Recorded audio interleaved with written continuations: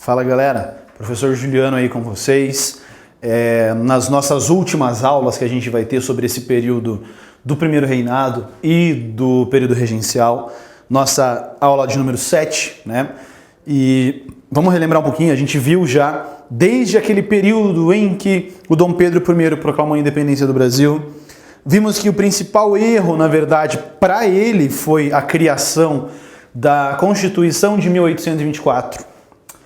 A Constituição de 1824 fez então com que o Dom Pedro I abdicasse, basicamente não a Constituição, mas as consequências ao redor dessa Constituição. O que ela acarretou no Brasil foram os motivos pelos quais o Dom Pedro I abdicou do poder, né? E além disso, além dessa abdicação que a gente tem do Dom Pedro I, nós vimos também, galera, as chamadas regências, né? Nós tínhamos então duas fases importantes, o período inicial das regências, que nós temos a regência que a gente chama de regência trina, né? Tendo um cara importante que é o Diogo Antônio Feijó. O Diogo Antônio Feijó, ele é responsável pelo chamado avanço liberal, tá? Nesse avanço liberal do Diogo Feijó, por que a gente chama de avanço liberal? Por causa que ele confere muita autonomia às províncias. As províncias não precisavam mais se remeter tanto ao poder central. Elas tinham maior liberdade na criação das suas leis, tá? Então, graças a isso também, é um dos motivos pelos quais o Diogo Feijó vai abdicar, vai renunciar ao poder, e depois dele o Araújo de Lima, né?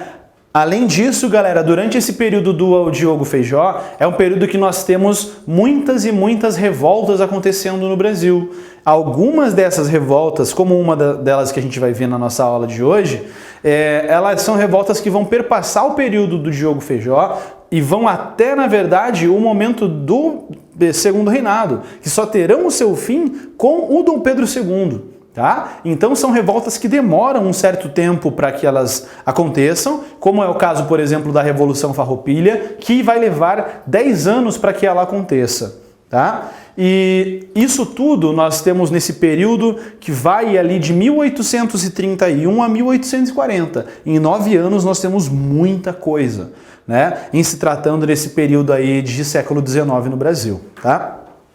Galera, o que a gente vai ver então nas nossas aulas de agora? Nós veremos primeiro a revolta dos malês. Lembra que eu falei que naquele outro slide estava sem acento circunflexo? Dessa vez daqui. Revolta dos malês. Além da revolta dos malês, nós veremos também a Revolução Farroupilha, e a última revolta que a gente vê na nossa aula de hoje é a cabanagem. Tá? Vamos ver então essas 3 revoltas, vamos ver o que acontece, por que essas revoltas elas acontecem, onde elas acontecem também, tá? Isso é para você perceber também, galera, o seguinte, que a história do Brasil, ela é marcada por inúmeras revoltas, tá? Nesse caso aqui, são revoltas, algumas delas, separatistas, né? Você tem ali alguns modelos de revoltas, você tem as chamadas revoltas nativistas no período colonial, que são revoltas que querem apenas uma diminuição dos impostos portugueses, e aqui nesse momento nós temos revoltas separatistas, que querem se separar do território brasileiro, tá? Então, dá uma olhadinha aqui nesse mapa, pessoal. Esse mapa é um mapa em que nós temos a presença das províncias brasileiras, de uma maneira geral, né? Vejam a diferença que a gente tem dos territórios do Brasil hoje, né? Dos estados do Brasil. É bom para você perceber como que a divisão do espaço, a divisão dos estados, ela é algo histórico, né? Se você tiver um tempinho, vai no YouTube e coloca Evolução Territorial do Brasil. Vai ter um vídeo mostrando para você como que foi a passagem do tempo dos nossos mapas, tá?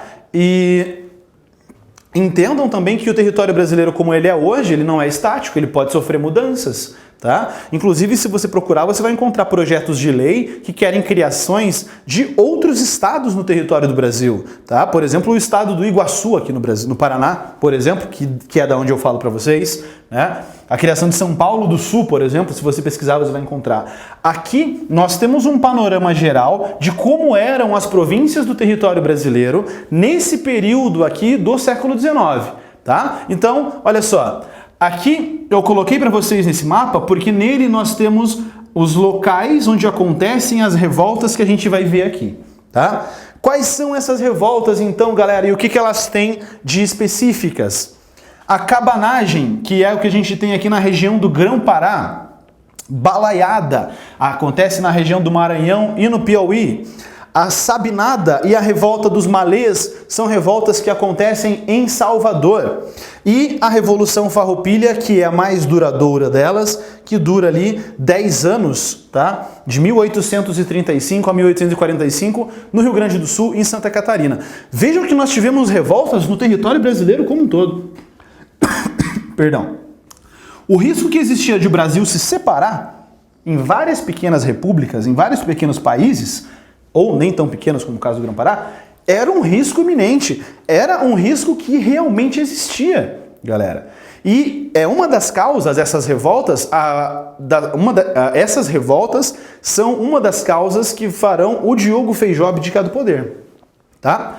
E então, vamos lá para a nossa primeira revolta que a gente vai ter desse período, que é, primeira revolta não, a primeira que a gente vai ver, que é a revolta dos Malês.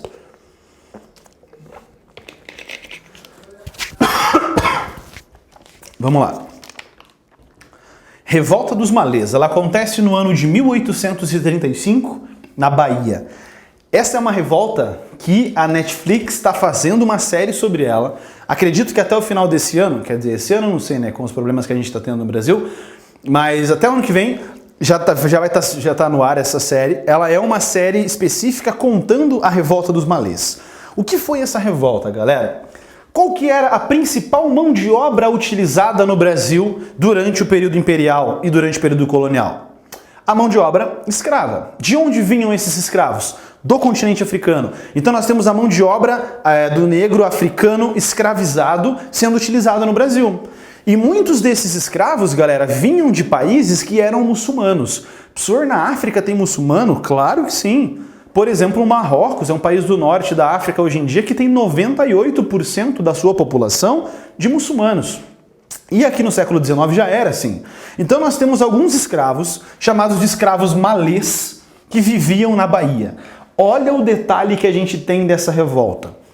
Ela é uma revolta de escravos nagôs, que é da região da África de onde eles vieram, que eram muçulmanos. Esses escravos muçulmanos, qual é a diferença que eles têm? O islamismo acredita que todo muçulmano deve ler o seu livro sagrado. Todo muçulmano deve conhecer o Alcorão, o livro, ou Corão, ou Alcorão. Todo muçulmano deve ler o Alcorão para entender quais são as palavras de Deus. Portanto, para que ele saiba entender, ele tem que saber ler e escrever. Então, esses escravos nagôs que a gente tinha na Bahia em 1835, eles eram escravos letrados, eles eram escravos que sabiam ler. E eles sabiam ler e escrever em árabe. O que eles faziam, então? Eles trocavam bilhetes entre si, bilhetes escritos em árabe, que por mais que por mais que um brasileiro da época pegasse esse bilhete, ele não ia conseguir entender porque ia estar em árabe. Então eles começam a compartilhar bilhetes aqui nesse período, escritos em árabe, com uma intenção de se revoltarem. E essa revolta dos malês acontece com os seguintes objetivos. Acompanha comigo. Olha só. Eles queriam matar os brancos e mulatos, então eles queriam os escravos muçulmanos, queriam assumir o poder, matar os brancos que eram seus donos, e os brancos de uma maneira geral, escravizar esses brancos, e os mulatos também, que eram os mestiços. E claro, o que eles vão querer também? O fim da escravidão. É meio óbvio, se eles eram escravos, um dos objetivos deles vai ser o fim da escravidão, né? Qual o problema, galera? Nós temos uma traição dentro desse movimento, da revolta dos malês, e quando ia acontecer a principal ação desses escravos na revolta, o governo brasileiro da época já sabia onde e como ela ocorreria, e, portanto, essa revolta ela foi reprimida violentamente pela Guarda Nacional. Essa eu quero ver. Quem foi o cara responsável pela criação da Guarda Nacional? O Diogo Feijó. Né? E aí, essa revolta dos malês acaba ali então. O que você precisa saber? É uma revolta de escravos, super importante. Uma revolta de escravos muçulmanos que querem matar os negros e escravizar matar os brancos, escravizá-los. Queriam proclamar uma república muçulmana onde é a Bahia. Deu certo? Não, a Bahia está ali até hoje. Né? E ela não dá certo porque é reprimida violentamente pela Guarda Nacional. Beleza? Primeira revolta foi. Segunda revolta. Revolução Farroupilha. Antes que você pergunte, isso aqui não é uma bandeira da Alemanha, tá? Isso aqui é uma bandeira que tem aqui, é um verde mais escuro que tá nessa cor em cima, é verde, vermelho e amarelo. Não é coisa do teu monitor nem de nada disso. É difícil de você perceber, mas é verde. Vai por mim, tá? E ela ocorre no Rio Grande do Sul entre os anos de 1835 e 1845. Perceba então que ela já ocorre durante o Segundo Reinado, né? Ela acaba durante o Segundo Reinado. Ela dura 10 anos, galera. Olha o tempo disso aqui acontecendo, né? Você tem então, quais as causas da revolta? Vamos por partes, né? O Rio Grande do Sul, o estado mais ao sul que a gente tinha nesse momento, já que o Uruguai já não pertencia ao Brasil. O motivo da revolta, tipicamente gaúcho, carne. Ó. O charque gaúcho, o que é o charque? Aquela carne seca, salgada, que ia secar ao sol, que era revendida, o principal produtor de charque no Brasil era o Rio Grande do Sul. Exportavam essa carne para o território brasileiro como um todo. Porém, o charque gaúcho, olha a sacanagem, dá para entender o motivo dos gaúchos, bicho. O charque gaúcho, essa carne feita por eles, pagava mais impostos para circular no território brasileiro do que o charque vindo da Argentina e o charque vindo do Uruguai.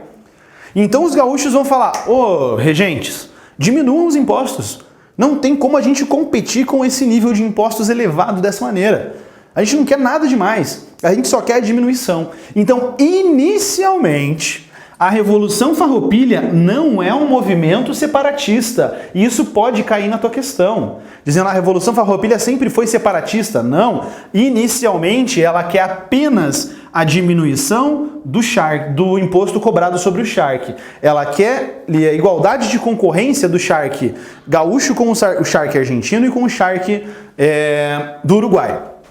O governo brasileiro não cede a essas pressões. E acaba então, galera, que os sul-rio-grandenses, os gaúchos, vão estabelecer uma revolta. A gente não vai entrar em todos os pormenores sobre isso daqui. Você que é do Rio Grande do Sul, me desculpe, mas a gente não tem tempo para falar sobre todos esses assuntos, tá? E acontece que por 10 anos nós temos a fundação da República Rio-Grandense. O que significa isso, galera? Por 10 anos o Rio Grande do Sul vai se separar do Brasil. Tá? E quem são os líderes dessa revolta, pessoal? Nós temos o Bento Gonçalves, o Giuseppe Garibaldi e a Anita Garibaldi. O Giuseppe Garibaldi é um italiano que vem aqui para o Brasil e nesse período está vivendo lá naquela região do Rio Grande do Sul. E o Giuseppe Garibaldi e a Anita Garibaldi, a gente chama eles de heróis de dois mundos. Por quê? Eles participam da Revolução Farroupilha, lá do Rio Grande do Sul, e também participam depois do processo de unificação da Itália em 1871. Eles são pessoas super importantes na história do Brasil e na história mundial, tá? Depois de 10 anos dessa revolta, né, nós temos a assinatura de um tratado chamado Tratado de Paz Honrosa, em que o Rio Grande do Sul volta a pertencer ao Brasil e eles conseguem o que eles queriam, que era a diminuição do imposto do charque. Lógico, galera, tem um monte de detalhe aqui dentro dessa revolta, tá? Não se esquece disso, não dá pra gente ver tudo isso, ok? Próxima revolta, cabanagem. O que foi a cabanagem, pessoal? Ela é uma revolta que acontece na região do Grão-Pará, tá? Lá naquela região bem grandona que a gente viu no mapa, e ela vai durar dos anos de 1835 até 1840.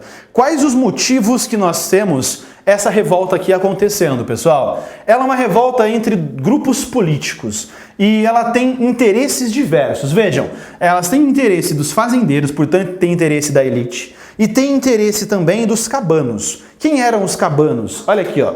Os cabanos é a galera que vive nas cabanas, simples, né? A população pobre. Então você tem interesse rico, de pessoas ricas, e interesse das pessoas pobres. Qual o interesse das pessoas ricas? Os ricos fazendeiros queriam poder escolher o presidente da província. Lembra disso? A gente viu isso também lá na questão da Confederação do Equador, né? Eles queriam escolher o seu presidente de província e não era permitido, né?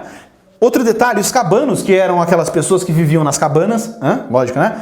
Eles queriam mais terras e eles exigiam o fim da escravidão. Eles viviam nessas casas aqui, ó, né, as chamadas cabanas.